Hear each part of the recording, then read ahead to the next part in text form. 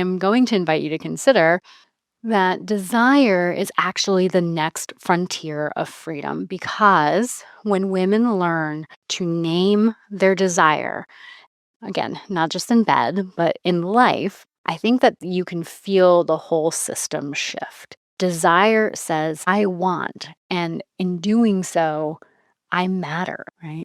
Desire says, my satisfaction is not negotiable or bonus content. And this is where feminism lives for me.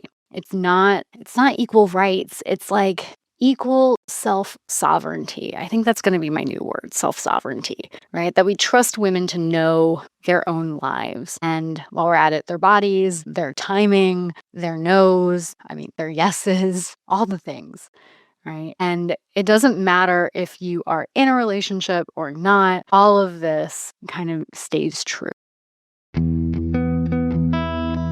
Welcome to The Intimate Philosopher, where philosophy meets intimacy and life's biggest questions finally feel at home.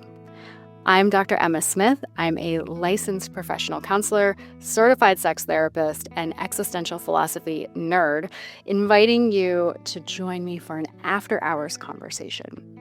This is a space to slow down, pour a glass of wine, or maybe a cup of tea, and explore the messy, beautiful intersections of meaning, connection, desire, and being fully human.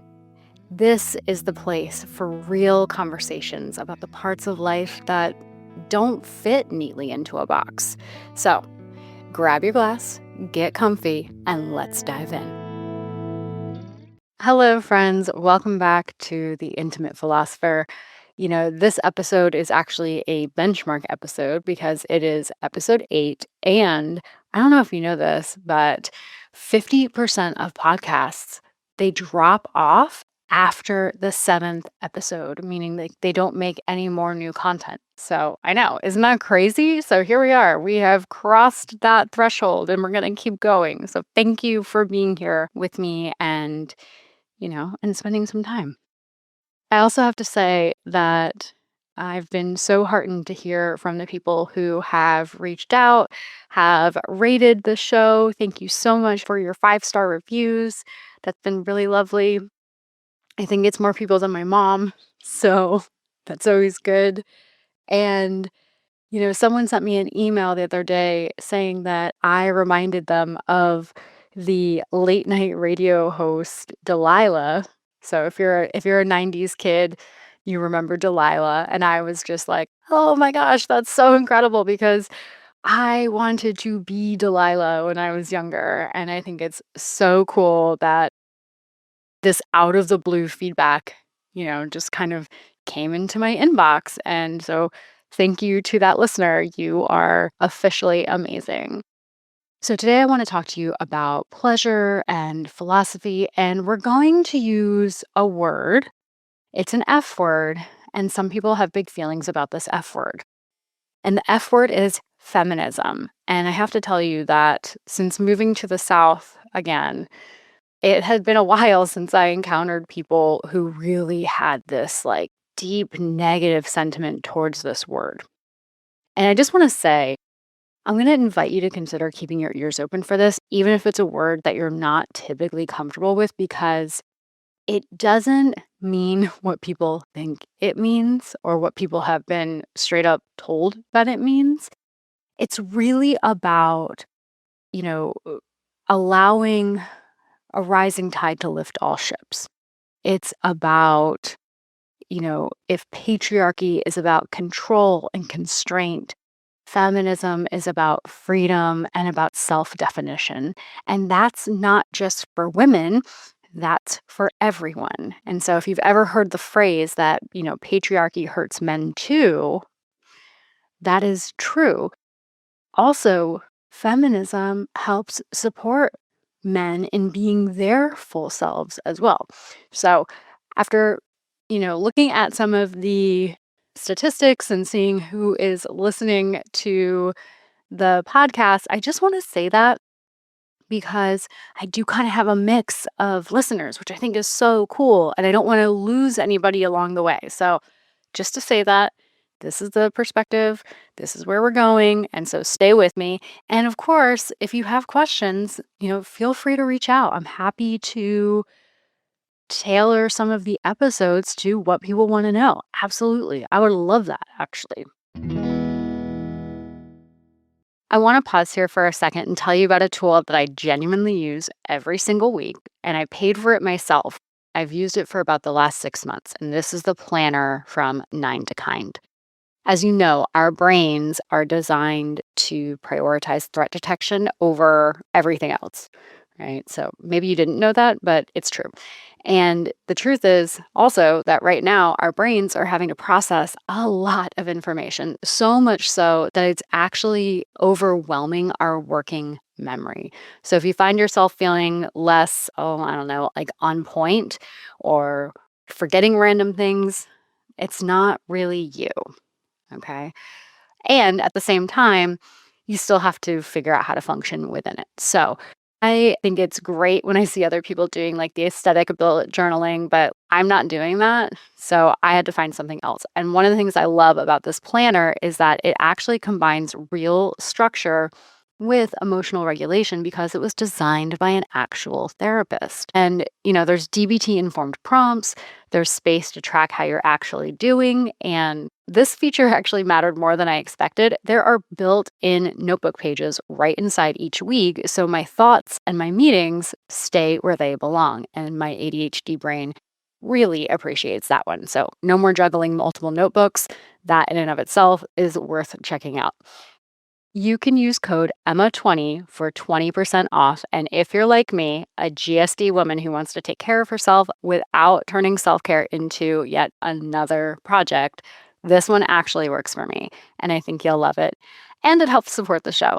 So go to 9tokind.com and remember, use code EMMA20 for 20% off your order. Okay, back to the show. Okay, so let's dive in. There was a time when pleasure was actually considered sacred. And when bodies, particularly women's bodies, were seen as portals of wisdom, and when desire was seen as a flicker of divine inspiration, not something dangerous or something to be suppressed, right? Problems that had to be managed. And so, somewhere between patriarchy, purity culture, hustle culture, and whatever else, we lost touch with that truth. And so, what does that look like? Well, I had mentioned the 90s. So, I grew up with heroin chic as an aesthetic, right? So, diet culture, shrinking our hunger down, softening our edges, or maybe just apologizing for wanting more. And pleasure, instead of being something that was embodied, became reduced to performance.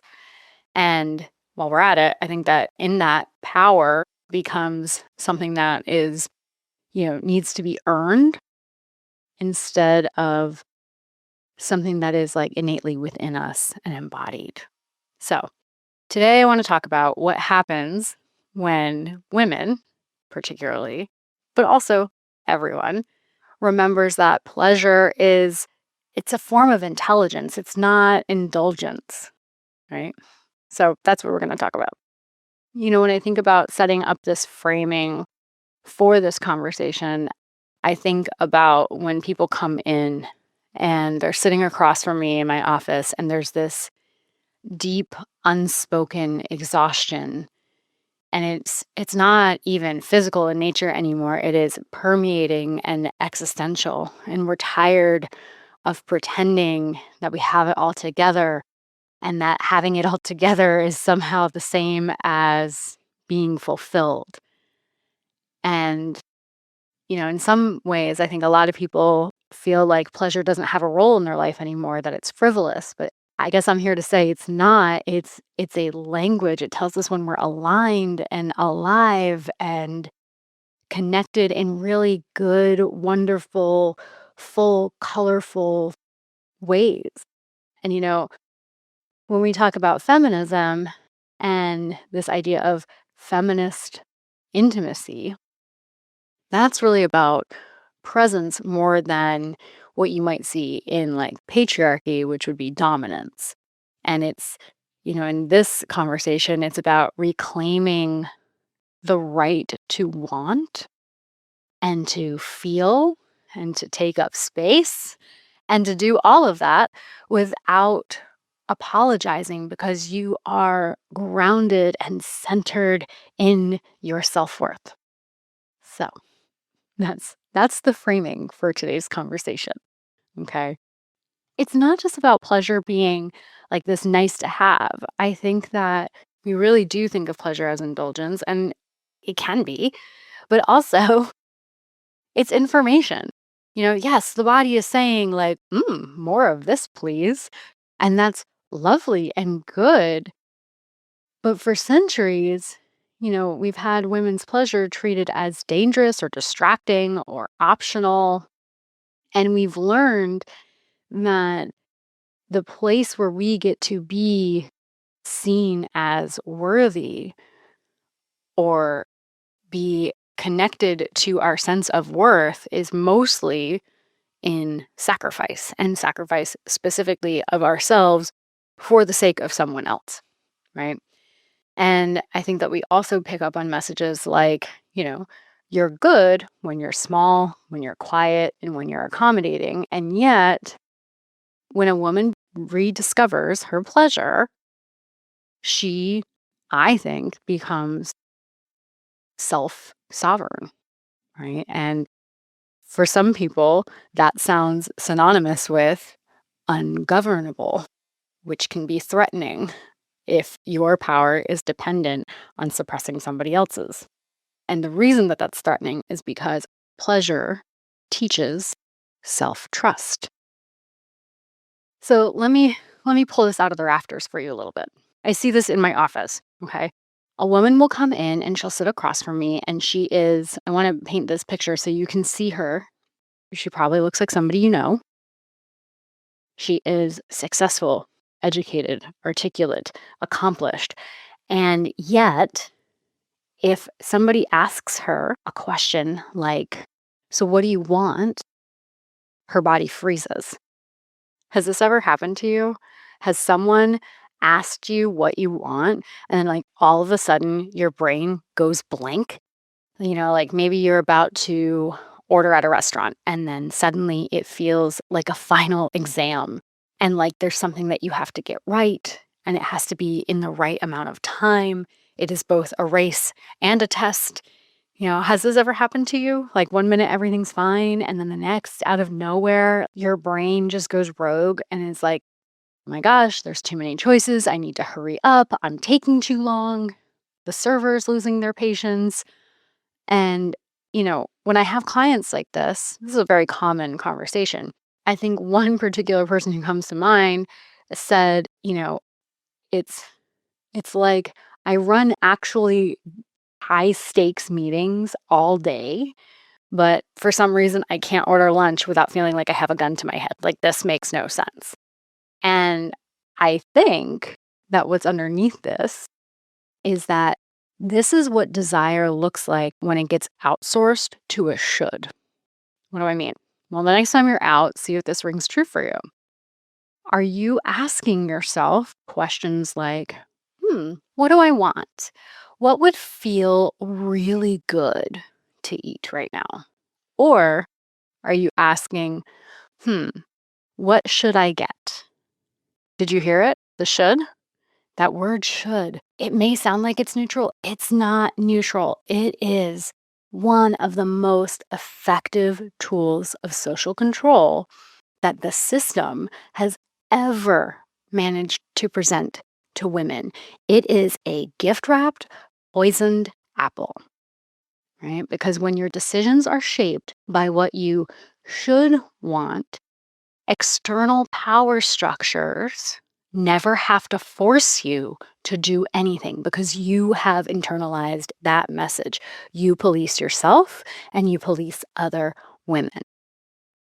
And I think for many women, like my client, the heightened stress response has very little to do with the idea that you don't have desires, but because you learned it's not a safe or legitimate way to make decisions. And self trust is the foundation of your power because it is yours. It's yours. And I'm not the one just saying that, right? James Baldwin wrote that, take no one's word for anything, including mine, but trust your experience. And Chris Franken in The Call to Intuition said, your inner voice is subtle, positive, consistent, and peaceful. Trust what's coming through. Now, I have to be clear this message isn't for everyone. I mean, it is, technically, potentially, because there's an important distinction between self trust and buying your own bullshit. Okay. I just need to say this before we go any further because sometimes they can sound similar, but I would argue they can say the same words, but they're speaking with different accents. Okay. The latter one, it tightens your chest. There's tension within it because your body can tell it's not true, it's not grounded, it's not authentic. And I really do believe that we are wired towards alignment. The other one, it steadies your breath. Okay, you can feel the groundedness in it. It has a power, but also a calmness that goes along with it. And this is why doing your internal homework is so important because self trust speaks with groundedness and it comes from a place of knowing where it is able to be very responsive, but not reactive. Okay, so I want to make sure I say this again so you have it. Self trust is the foundation of your power because it is yours. And by the way, for what it's worth, power doesn't mean like control, right? It means capacity. Okay, the capacity to feel, the capacity to choose, the capacity to stay open in a world that so often seeks to profit from you feeling disconnected. And you need not look any further than opening the social media apps on your phone and feeling that versus like if you probably go outside and talk to one of your neighbors. It's a very different experience. But somebody is profiting off of you feeling disconnected. So, why am I bringing in this whole thing about feminism? Well, feminism taught us how to speak, and it is undeniably important and life changing, right? One of the things that it doesn't always do, though, is teach us how to feel. And in terms of intimacy and connection, I would say it traded certain problems for different ones. And that's okay. That's not me downplaying its goodness or its importance. It is just a philosophical observation that is worth noting. And I'm sure that we will dive in on that in a future episode because it's actually really interesting. But today, I want to go back to the issue at hand. I am going to invite you to consider that desire is actually the next frontier of freedom because when women learn to name their desire, and again, not just in bed, but in life, I think that you can feel the whole system shift. Desire says, I want, and in doing so, I matter, right? Desire says, my satisfaction is not negotiable or bonus content. And this is where feminism lives for me. It's not uh, it's not equal rights. It's like it's equal self-sovereignty. I think that's going to be my new word, self-sovereignty, right? That we trust women to know their own lives. And while we're at it, their bodies, their timing, their no's, their yeses, all the things, right? And it doesn't matter if you are in a relationship or not, all of this kind of stays true. I usually try to give clinical examples or conversation I've had with other people because I think that it's more helpful, but I can't I can't have this conversation without telling you a story from my own life because I remember the first time I really kind of felt this embodied shift away from should and into my own knowing. And, it's when I stopped filtering myself through a lens that I thought would be relatable to others. And well, I don't love admitting this. I think it's probably it was more recent than I would like to admit. But nevertheless, we got there. So believe me, as if you know anything about Enneagrams, I'm an Enneagram 4. And so I have the world's biggest desire to be understood and an equally potent fear that it's just not possible. I mean, either if there are any other fours out there, I mean, I want you to raise your hand. Like, I know that this is a one-way conversation, but if you are an Enneagram 4 or you have a 4 in your life, you'll know what I'm talking about. And truly, like, even if you've never taken a personality test in your life, any of them, I think that at least some of you will know this feeling. And it's that sense of being just a little too much or not quite legible to the rest of the world because this is what happens. Your brain tells you this story, and it goes something like this. You know, everyone else finds connections so easily. Or, other people are just like really knowable, and well, you'll probably never have that. And I say this because you have to understand the significance of the rest of the story through the lens of like, this is my brain, this is how I'm wired, right? Because I'm a 4. It's so funny because I was out to coffee with my friend Lauren, and you'll have to meet Lauren one day. She is brilliant, and I absolutely love her, and I will bring her on the show. She just has such a fantastic perspective and a really interesting story, and is an entrepreneur and all of this great stuff. Well, I was telling her something, and I don't even remember what, but it had to do with the push and the pull between like fitting in and not fitting in. And she looked at me with the most straight off the shoulder delivery. She's a 7, by the way. And she said, "But Emma, you wouldn't want to belong even if you did. Like, that wouldn't feel good to you. You're a 4." I was like, what? There was part of me that was kind of like, like, but could I try it? Like, wouldn't that be nice? Can I try it and let you know? All kidding aside, though, I heard those words and I was like, holy shit. Yeah, you're right. Right. And for some reason, that it just unlocked some door within me. And since then, I have had this thing happen when I go to make decisions. Instead of wondering and calculating around what I should do, I just have this like grounded sensation in my chest that says, hey, this matters, even if no one claps. Okay. And I mean, if we're being honest, that's how this podcast even came to fruition, truly. Right. This was a moment with my friend with no criticism in her voice whatsoever. This was a moment where desire stopped being a fantasy and it became a compass. And that was just so powerful. And this is why reclaiming pleasure and being in relationship with desire is both sacred to ourselves and the world. I mean, it is personal and it is political. It's about our humanity as individuals and as a broader community.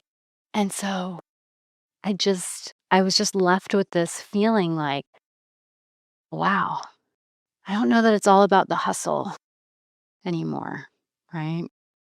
I mean, don't get me wrong, building a business takes hard work, being successful takes hard work. And it's not about this like push and this grind. I think that there is a stopping of apology for what we want. And then we just kind of get to go forward with a directionality. It doesn't have to be this grind. Why does it have to be a grind? Why? Why does it have to be friction all the time? Why can't it be a glide? Right? I want to take some time to pull this all together before we wrap up and say, philosophically, I think if we walk away with nothing else today, Pleasure is the meeting point between being and becoming. It is presence and purpose projected towards the future. And when you're truly embodied, you can stop outsourcing your truth. You can stop asking, is this allowed? And you can start acting like, one, I know what direction I'm going in.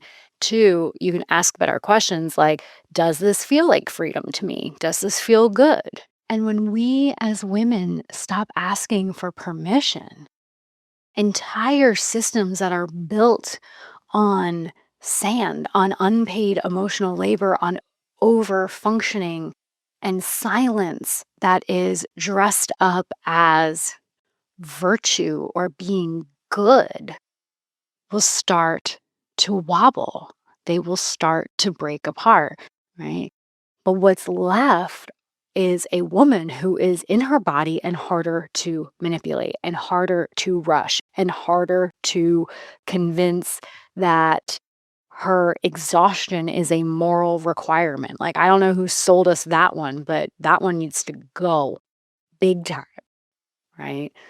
So, what I want to invite you to do today is I want you to notice what happens in your body when you imagine choosing without someone else's permission. And what happens? Is there an expansion? Is there, I don't know, a sense of warming? Is there a feeling of resistance? That sensation, and it's not your thoughts, right? That sensation is about telling you where your truth is. It is a compass. And again, let me say this again. We're talking about a feminist perspective, but feminist intimacy isn't anti men. It's pro connection, right? It's not anti structure or anti love. It is pro honesty and pro vitality for everyone. It honors the heart and the body as equals to the mind. And by the way, this opens up space too for men to experience deeper levels of intimacy and self love as well. And we will have to go much further into that. But for right now, let me say this: when a woman is in her body, she's not just herself. Okay. Yes, she's an individual, but she is also tapped into an ecosystem of wisdom and history and a fire, a passion. And that world, our world, needs that energy more than ever. And we're seeing it. We are seeing women speak up and use their voices in such incredible and powerful ways right now. So, like, if you're doing that, keep going. Right? And if you're waiting for permission, here's your permission slip. Do it now. Do it now. So, we're going to wrap up. But before we go, I will say once again, pleasure is not a reward. And if you are trying to kind of deconstruct from your old system and try to move into a new one, think of it as a practice and think of it as a way to honor your own humanity in a world that keeps asking you to be a machine. And think about it as a way to remember your softness and remember your strength and remember that those two things are not opposites. That's how we learn to live, right? In fullness. And we can think about this as pleasure becoming self trust and pleasure becoming daily practice. And all those things combine to make you more colorful, more full, more robust in your own life. Right? So tonight, I want you to ask yourself, what feels good? What do I want? Not just for others, right? But for me, what do I want? And let that be reason enough. I want. Let it be reason enough. And if your body answers before your mind does, right? Let that count even more. Okay, I'll see you next time. Thank you so much for joining me for this after hours conversation. If something in today's episode made you pause, get curious, or see yourself a little more clearly, share it with a friend and keep that conversation going. Until next time, keep exploring that messy, beautiful space between meaning and being human. I'll see you next time.